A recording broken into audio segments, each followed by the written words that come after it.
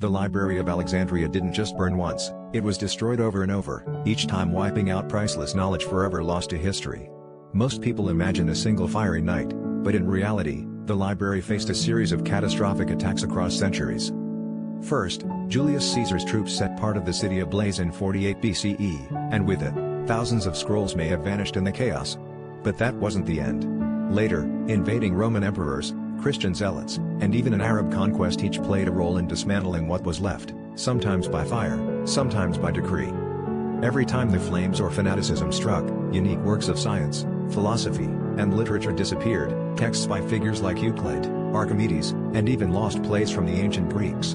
Imagine if we had those writings today, our understanding of the world could be completely different. The myth of a single tragic night overshadows the real story, the slow, relentless erasure of the world's greatest library, not in one fell swoop, but in waves of destruction that rewrote the course of human knowledge.